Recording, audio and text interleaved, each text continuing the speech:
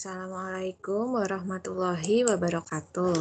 Mata pelajaran hari ini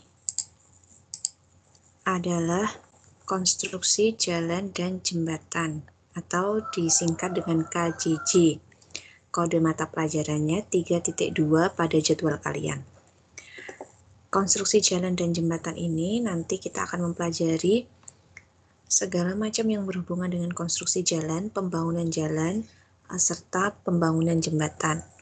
Untuk pertemuan pertama, materinya adalah klasifikasi jalan.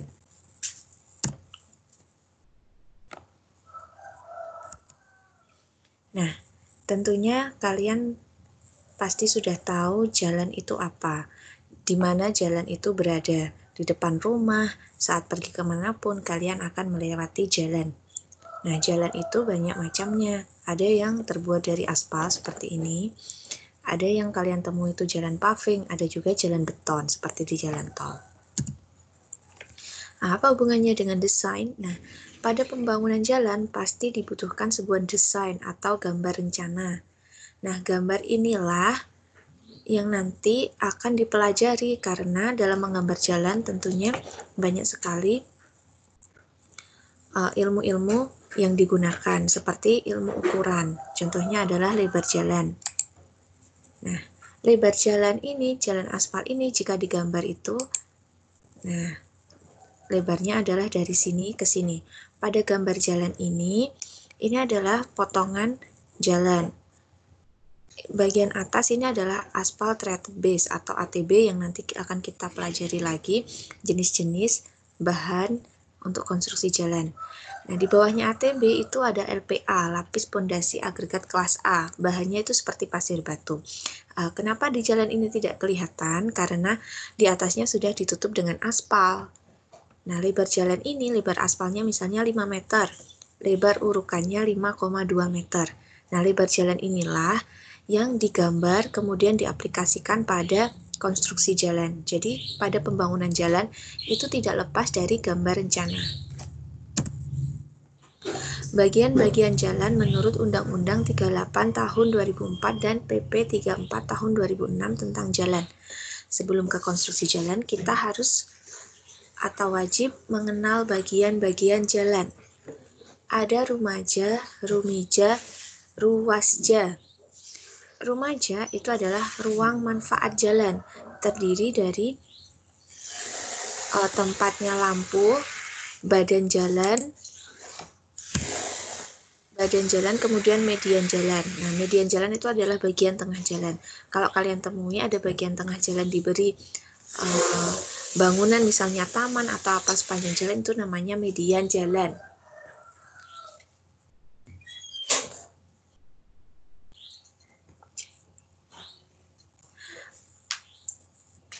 Setelah rumaja, lebih lebar lagi dari rumaja itu adalah rumija atau ruang milik jalan.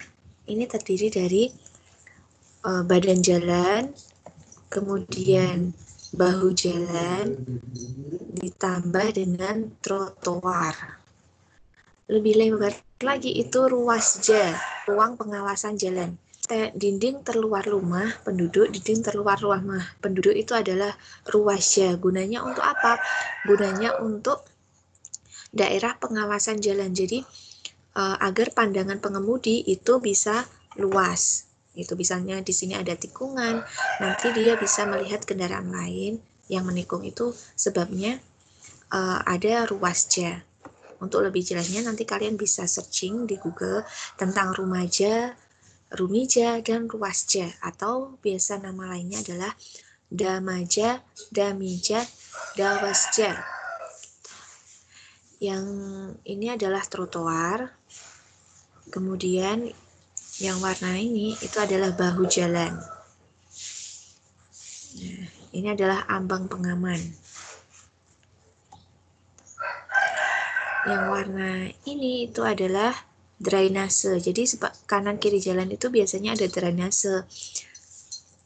Karena apa dibangun drainase? Agar air tidak mengendang di jalan dan mengalir pada drainase. Lanjut ke klasifikasi jalan. Jalan umum, jalan khusus, dan jalan tol.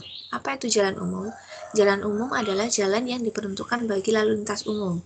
Segala jenis kendaraan boleh lewat, baik roda 2, roda 3, atau roda 4. Bahkan lebih. Kemudian ada jalan khusus. Jalan yang dibangun oleh instansi badan usaha perseorangan atau kelompok masyarakat untuk kepentingan sendiri. Jalan khusus itu seperti jalan menuju sebuah perkebunan atau jalan menuju sebuah perumahan. Itu adalah jalan khusus. Misalnya untuk masuk ke perumahan dia harus punya member di perumahan itu adalah jalan khusus. Kemudian yang terakhir adalah jalan tol atau jalan berbayar. Jalan umum yang merupakan bagian sistem jaringan jalan dan sebagai jalan nasional yang penggunaannya diwajibkan membayar tol. Dengan membayar tol nanti di dalam akan dapat fasilitas seperti dilarangnya roda 2 untuk masuk. Jadi di dalam jalan tol itu biasa dikenal dengan jalan bebas hambatan atau jalan bebas macet. Menurut Undang-Undang Nomor 38 Tahun 2004, klasifikasi jalan itu ada 4 macam. 1. Klasifikasi jalan menurut peruntukannya. 2. Klasifikasi jalan menurut jaringannya. 3. Klasifikasi jalan sesuai fungsinya. 4. Berdasarkan administrasi pemerintahannya. Jadi kalian bisa baca Undang-Undang Nomor 38 Tahun 2004 tentang klasifikasi jalan itu ada 4 macam. Nah, klasifikasi jalan menurut peruntukannya. Ada jalan umum, ada jalan khusus. Jalan umum itu semua kendaraan boleh lewat. Kalau jalan khusus itu adalah jalan yang dibuat khusus, misalnya ini jalur sepeda motor. Maka sepeda motor harusnya lewat di jalur ini karena jalur ini adalah jalur roda 4 atau lebih, misalnya bus atau tergandeng.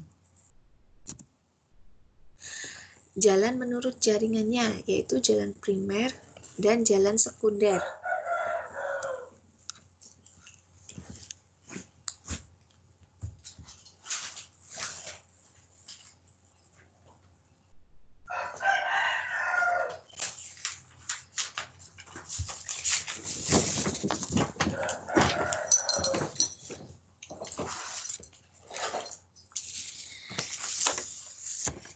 Apa itu jalan primer? Jalan primer adalah sistem jaringan jalan dengan peranan pelayanan distribusi barang dan jasa untuk pengembangan semua wilayah di tingkat nasional dengan menghubungkan semua simpul jasa distribusi yang berwujud pusat-pusat kegiatan.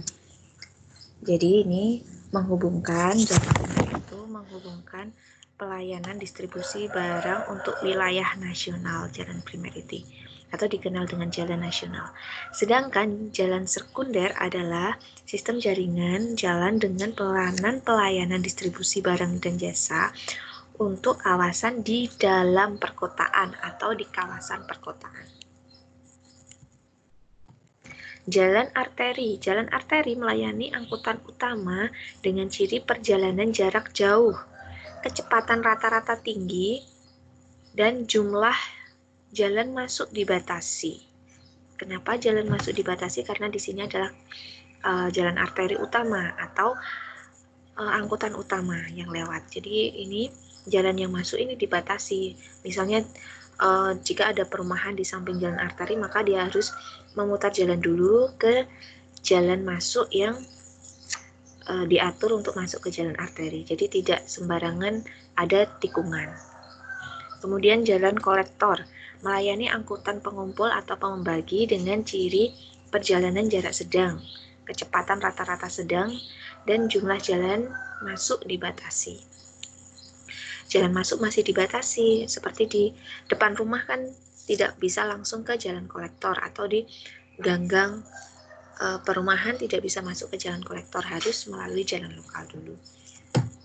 Kemudian jalan lokal melayani angkutan setempat dengan ciri perjalanan jarak dekat, kecepatan rata-rata rendah, dan jumlah jalan masuk tidak dibatasi.